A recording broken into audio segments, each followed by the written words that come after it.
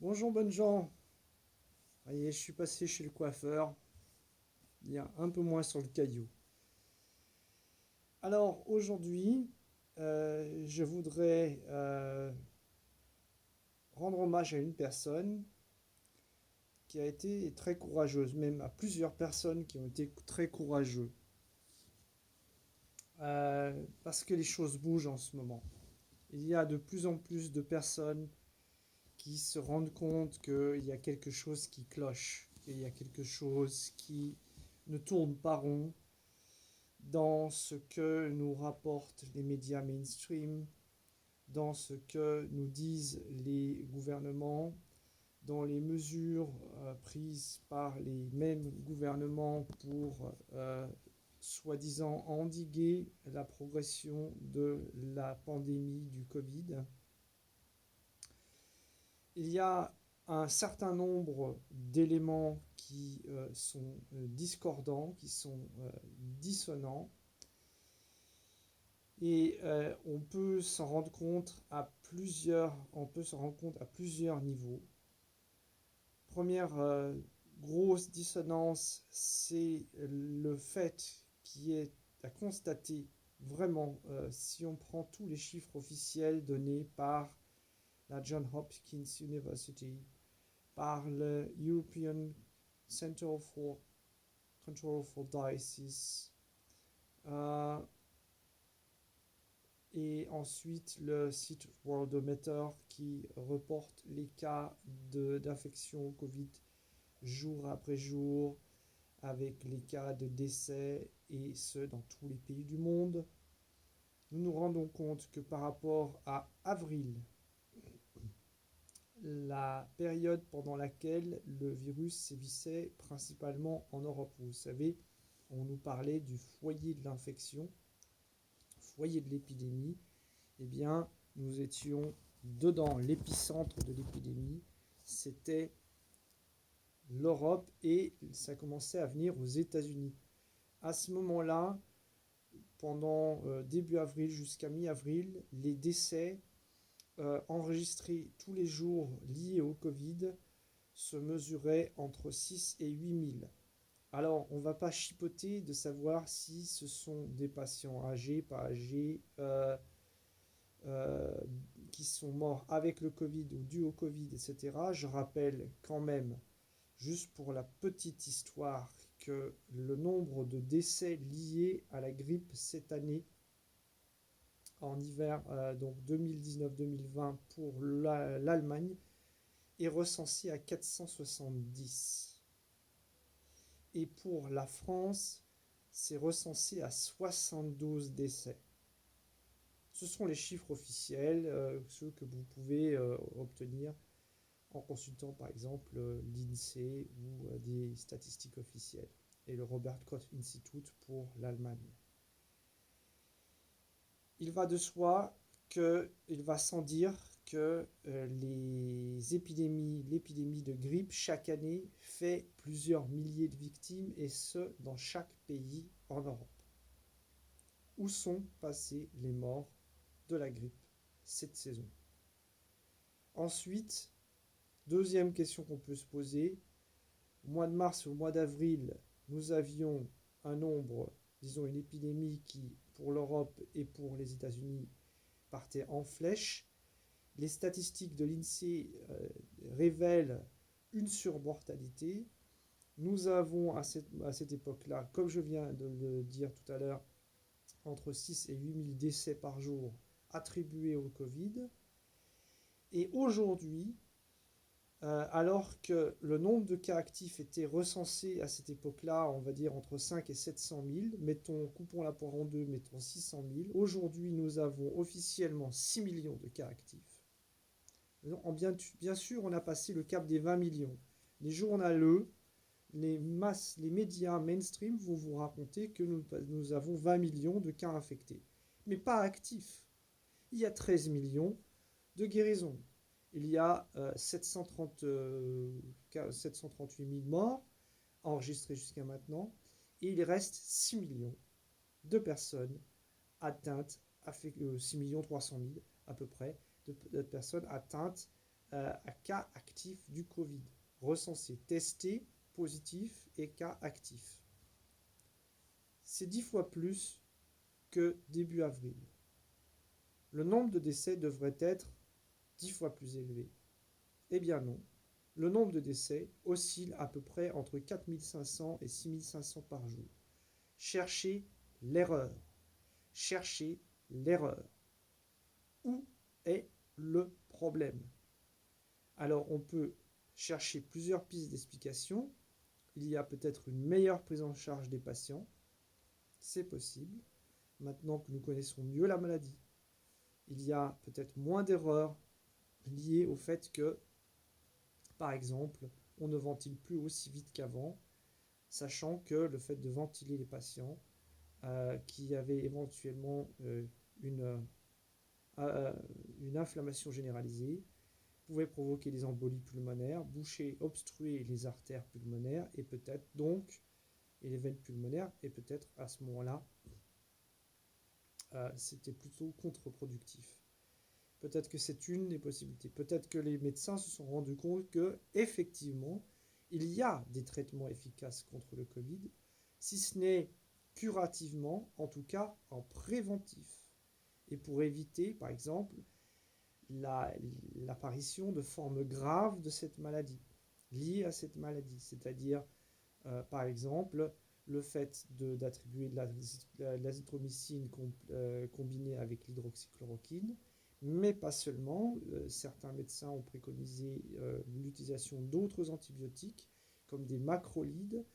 D'autres en Asie ont essayé ce qu'on appelle le traitement du Kaletra, c'est-à-dire qui est un traitement qui est antiviral et qui est normalement qui est une combinaison de lopinavir et de ritonavir, qui sont deux antiviraux qui sont préconisés dans le sida, contre le sida. Il y a aussi un traitement japonais qui s'appelle Avigan, dont on n'a pas entendu parler ici en Europe, dont on n'a pas fait les essais thérapeutiques. Il y a la prise de vitamine D qui a été préconisée le 22 avril de cette année par l'Académie de médecine en France. Donc, déclaration officielle de l'Académie de médecine française, préconisant en prophylaxie la prise de vitamine D, puisqu'elle soutient le système immunitaire et elle régule la réponse inflammatoire. Donc il y a des traitements. Même s'ils ne sont pas miraculeux, il y a des traitements et qui peuvent aller jusqu'à une efficacité relative. Eh bien, toutes ces informations maintenant circulent de plus en plus. Je viens de lire une étude qui est parue en Italie apparemment sur l'efficacité des rayons ultraviolets sur les virus. Et effectivement, donc, les rayons ultraviolets tuent le coronavirus, qui est particulièrement fragile par rapport aux rayons ultraviolets. On est allé tester la dose minimale efficace pour tuer les virus. J'en avais déjà parlé. C'est la raison pour laquelle les autorités chinoises ont décidé d'équiper les équipes de nettoyage et de désinfection du métro à Pékin par exemple ou dans les grandes villes en Chine avec des lampes à rayons ultraviolets. Deuxième question, pourquoi s'acharne-t-on donc à imposer le port du masque obligatoire à l'extérieur par les chaleurs qu'il fait, surtout au soleil, et par exemple, comme je l'ai entendu, sur la dune du Pilat, et qu'on interdit l'accès à certaines plages en France? Serait-on tombé sur la tête? Voilà. Hein, vous avez la réponse, à mon avis. Hein, il ne faut vraiment pas avoir fait Saint-Cyr pour comprendre que toutes ces mesures sont du non-sens absolu. C'est de l'absurdité totale. J'ose le dire, puisqu'il y a maintenant pléthore d'études qui confirment non seulement l'inutilité du port du masque, en tout cas à l'extérieur. À l'intérieur, dans des endroits confinés avec beaucoup de monde, c'est autre chose, mais à l'extérieur et surtout au soleil. Bien. Aujourd'hui, vu que les choses bougent, vu que le 1er août, on a quand même vu au moins 500 000 personnes, les organisateurs disent 1 300 000. J'ai une connaissance qui est allée à Berlin ce jour-là et il a attesté qu'il y avait vraiment beaucoup de monde à Berlin. Les médias mainstream ont relayé qu'il y avait au maximum 20 000 manifestants. Les images parlent d'elles-mêmes. Il y avait au moins 500 000 personnes, si ce n'est plus. On va dire 500 000 personnes au bas mot. Et puis, vous avez d'autres manifestations qui sont organisées un peu partout dans le monde, notamment au Canada. Et ce week-end, nous avons eu l'intervention d'un commissaire principal, Hauptkommissar, M. Michael Fritsch de la police criminelle de Hanovre, qui a déclaré à Dortmund ce dimanche, le 9 août, que les mesures pour interdire les manifestations sont anticonstitutionnelles, puisque le droit, il n'y a pas de constitution pour ainsi dire en Allemagne, mais il y a ce qu'on appelle une Grundgesetz, c'est-à-dire un droit fondamental.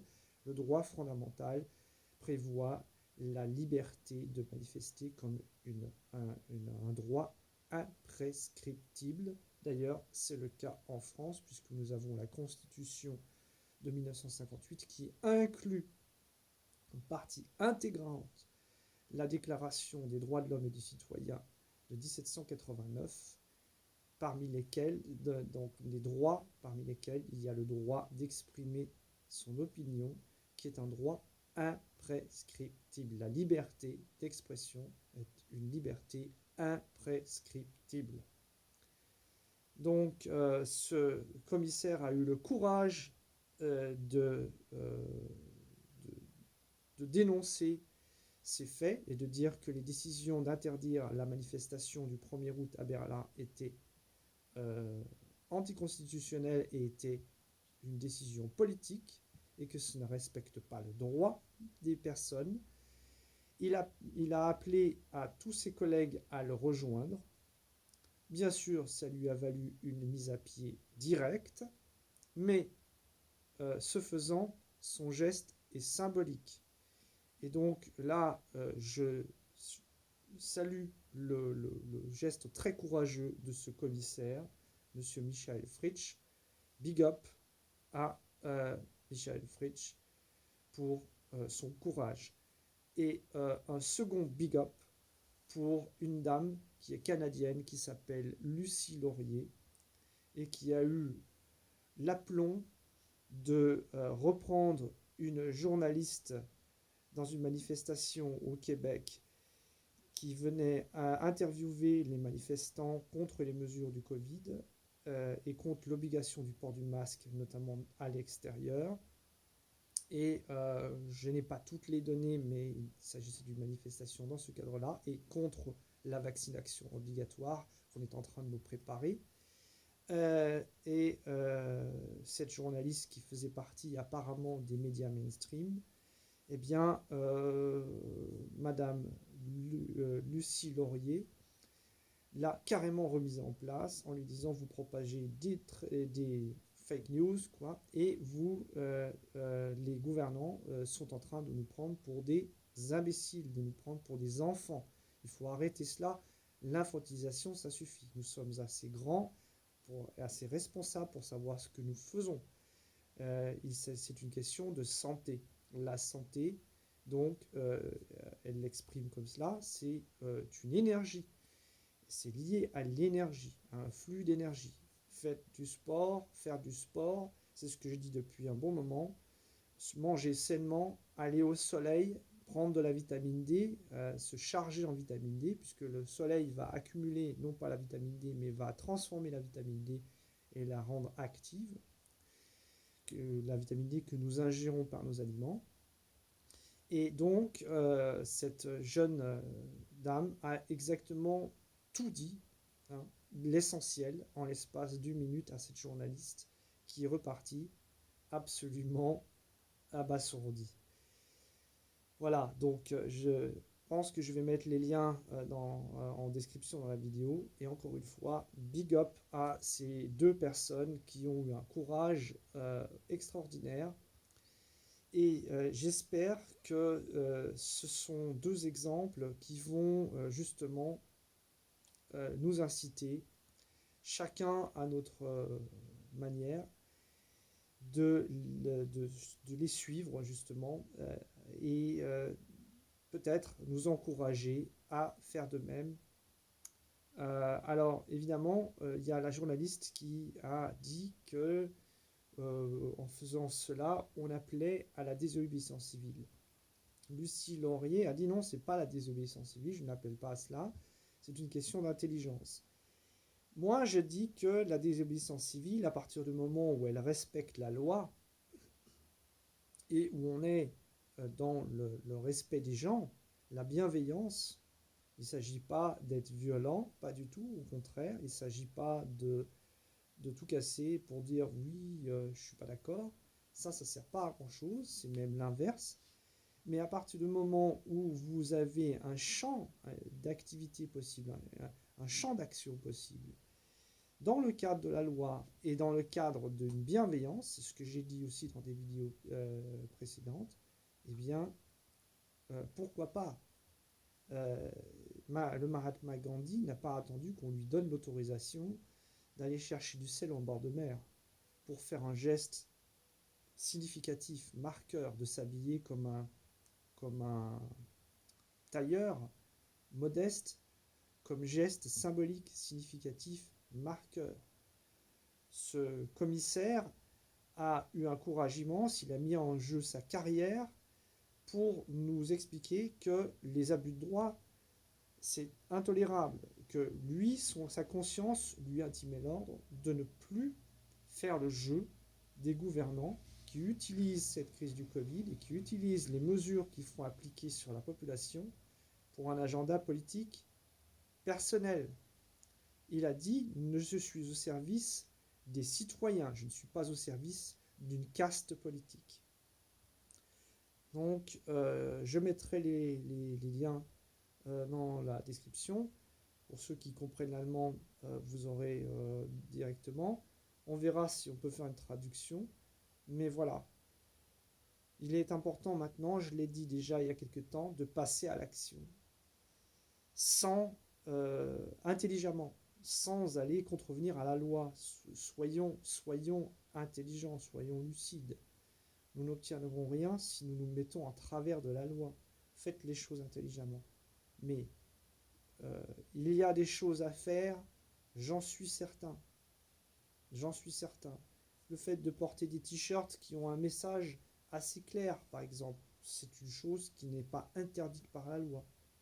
Bien entendu, pas des choses diffamantes ou insultantes, mais des choses qui disent, par exemple, moi je ne veux pas de vaccin, moi je ne veux pas de puçage, moi je ne veux pas de contrôle de la société, etc. Vous voyez, je crois qu'il y a des t-shirts qui ont été imprimés dans ce sens-là.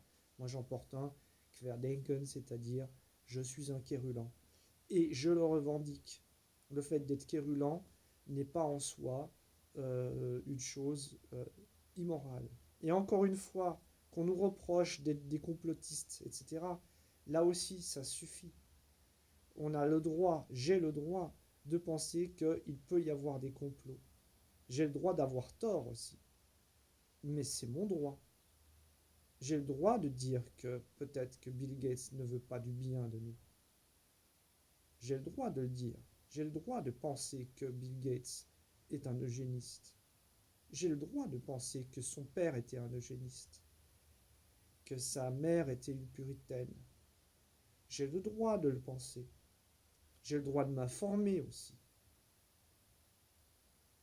J'ai le droit de m'informer sur les projets de Bill Gates, sur ce qu'il a dit au sujet de la population mondiale. J'ai le droit. Ça suffit d'accuser les gens, de les dénoncer, toujours en disant vous êtes des complotistes, vous êtes des ci, etc. Ce sont des accusations, des attaques ad hominem, quand vous avez les noms. Et puis, qu'est-ce qu'il y a derrière? Y a-t-il un argument? y a-t-il un argument? Vous voyez, c'est le, il y a d'aucuns disent ici en Allemagne Covidiot, donc idiot du Covid.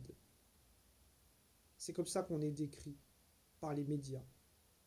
Ou alors Corona-Leugner, c'est-à-dire des gens qui dénient, qui renient le Covid, qui dénient le Covid. Et Impfgegner, c'est-à-dire des gens qui sont anti-vaccins. Alors j'ai pas préparé le truc, mais j'ai mon calendrier vaccinal, j'ai mon carnet de santé. Et si vous voulez, je peux vous le montrer, ça va pas durer longtemps.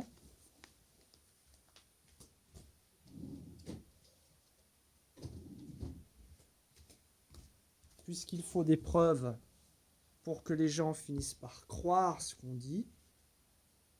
Voilà.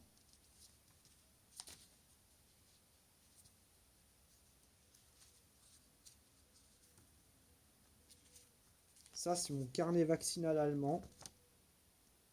Vous voyez la date?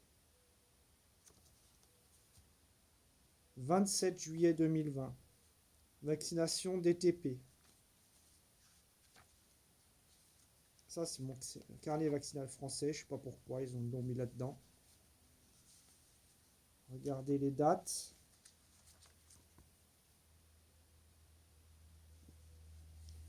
Donc, 4 juin, 12 juin et 29 juin 2020. Vaccination antirabique.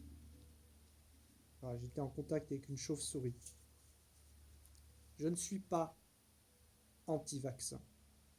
Je ne renie pas le Covid, puisque je sais que le Covid tue les gens, qu'il peut avoir des formes graves, par exemple comme conséquence des fibroses pulmonaires, ou par exemple priver une personne de son organe olfactif, puisque donc le sens de l'odorat, puisque c'est apparemment ça s'est produit chez certaines personnes, ce qu'on appelle l'anosmie.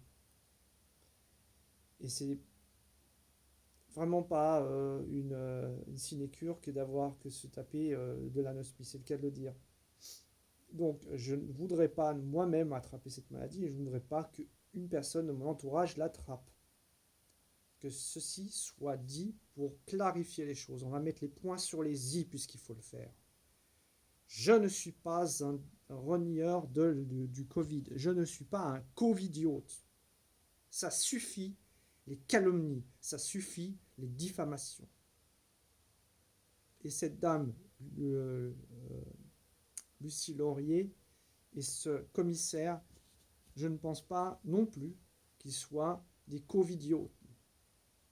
Les gens commencent par se réveiller. Et voilà. Donc c'était un petit message. D'abord, bravo, big up à Lucie Laurier, big up au commissaire Michael Fritsch.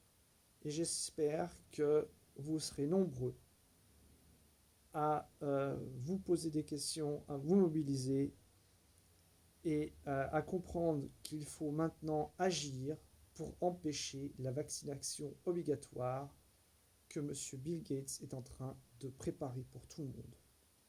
Et la corruption de nos gouvernements qui sont en train de marcher dans la combine. Ou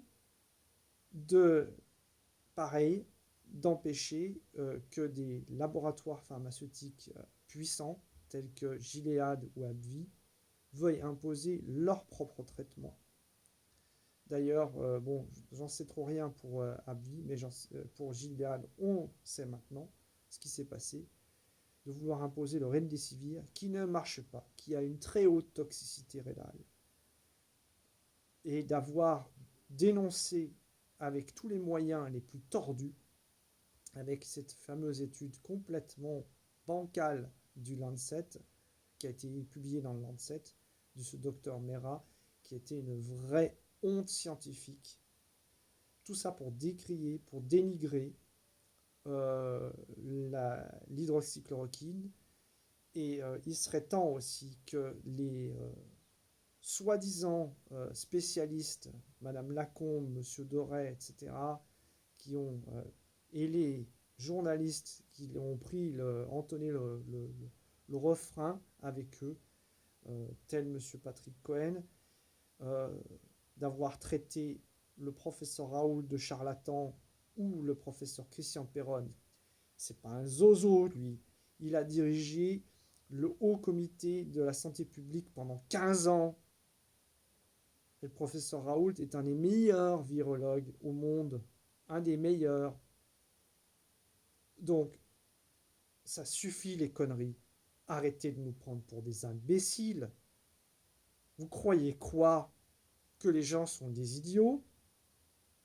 Justement, moi je pense que les covidios, actuellement, sont les gens qui gobent tout ce qu'on leur dit là, dans les médias mainstream. Voilà. Je ne suis pas complotiste, dans le sens où je ne crois pas à toutes les théories du complot. Hein. Je sais faire la part des choses, mais là, en l'occurrence, on a suffisamment d'informations pour se poser des questions et pour mettre les faits en abîme, pour constater qu'effectivement, il y a des incongruités. Et la moindre des choses, c'est de se poser des questions et de se dire, hop là, avons-nous affaire par exemple à un virus qui est en train, comme le prétendent les professeurs italiens, qui est en train de perdre de sa virulence? Pouvons-nous mieux soigner les patients? La mortalité est en recul net. Diviser la mortalité par 10, si on prend le nombre de cas actifs et on prend le nombre de morts, c'est énorme. Si vous avez une mortalité à 2% et que vous la faites baisser à 0,2%, c'est pas la même chose. Donc ça suffit de prendre les gens pour les imbéciles et ça suffit de dire aux gens, prenez votre masque et promenez-vous comme ça dans la rue. À mon avis, il faudrait que les Français se réveillent, il faudrait que les Suisses se réveillent, il faudrait que les Belges se réveillent, il faudrait que toutes les personnes qui vivent dans les pays européens et qui peuvent constater que l'épidémie est en train de s'estomper, de décliner très fortement, de se réveiller, de se mobiliser, et pourquoi pas faire de la résistance passive. Voilà. La désobéissance civile, à partir du moment où vous êtes dans la légalité, pourquoi pas? Il faut commencer à parler à vos élus locaux, il faut commencer à vous investir, parce que là, on ne peut plus laisser passer ça. Ça suffit les conneries. Je viens de sortir de chez la coiffeuse. Son chiffre d'affaires de cette année est une catastrophe. Elle ne sait pas si elle va passer l'hiver. Et ce n'est que le début. Alors, est-ce que nous voulons attendre que l'intégralité de notre économie s'effondre à jamais et qu'il n'y ait qu'une guerre, pour une troisième guerre mondiale pour redresser l'histoire, ou avons-nous un peu de bon sens? Voilà, ça fait beaucoup d'informations. Encore une fois, donc je mettrai en lien dans la description les liens pour le big up à Lucie Laurier, parce que vraiment très courageuse, et au commissaire Michael Fritsch. Bonjour chez vous.